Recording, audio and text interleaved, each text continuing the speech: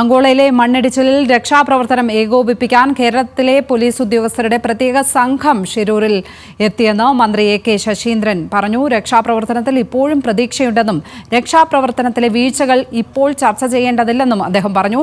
അപകടത്തിൽ കാണാതായ അർജുന്റെ വീട് സന്ദർശിച്ച ശേഷമായിരുന്നു മന്ത്രിയുടെ പ്രതികരണം.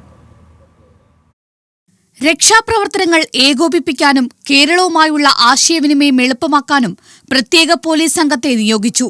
ഡിവൈഎസ്പിയുടെ നേതൃത്വത്തിലുള്ള 3-അംഗ പോലീസ് സംഘം അപകടസ്ഥലത്ത് എത്തിച്ചേർന്നു.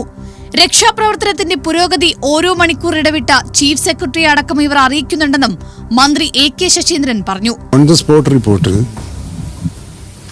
നമുക്ക് ലഭിക്കേണ്ടതുണ്ട് എന്നതിന്റെ അടിസ്ഥാനത്തിലാണ് അങ്ങനെ ചെയ്തത്. പക്ഷെ അവരെ അവിശ്വസിച്ചിട്ടല്ല. എന്നാലും നമ്മുടെ ഒരു കേരളത്തിൻ്റെ ഒരു ആശ്വാസത്തിന് വേണ്ടി നമ്മൾ നമുക്ക് കാണുമ്പോൾ ഉണ്ടാകുന്ന ഒരു ബോധ്യവും പറഞ്ഞറിയിക്കുന്ന ബോധ്യവും തമ്മിൽ വ്യത്യാസം ഉണ്ടാവില്ല. പക്ഷെ അങ്ങനെ നിയമിച്ചിട്ടുണ്ട്. ഈ അർജുൻ്റെ സഹോദരിയുടെ ഭർത്താവ് അവിടെയുണ്ട്.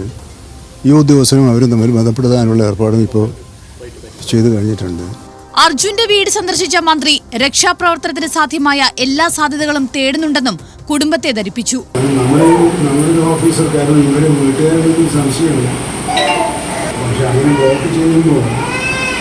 കുടുംബത്തിന്റെ ആശങ്ക ചീഫ് സെക്രട്ടറി അറിയിക്കുമെന്ന് പറഞ്ഞ മന്ത്രി രക്ഷാപ്രവർത്തനത്തിലുണ്ടായ വീഴ്ച ഇപ്പോൾ ചർച്ച ചെയ്യേണ്ടതില്ലെന്നും വ്യക്തമാക്കി. ഈ കുടുംബത്തിന്റെ ആശ്വാസമാണ് നമ്മളെ സംബന്ധിച്ചിടത്തോളം ഏറ്റവും പ്രധാനപ്പെട്ട പ്രശ്നം, സാങ്കേതികത്വമല്ല.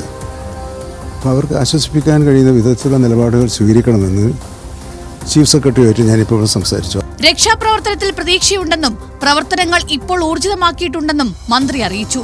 കുടുംബവും പ്രതീക്ഷയിലാണ്. GPS അടക്കമുള്ള സംവിധാനങ്ങൾ പ്രവർത്തനക്ഷമമായതാണ് പ്രതീക്ഷ നൽകുന്നത്. ന്യൂസ് മലയാളം, കോഴിക്കോട്.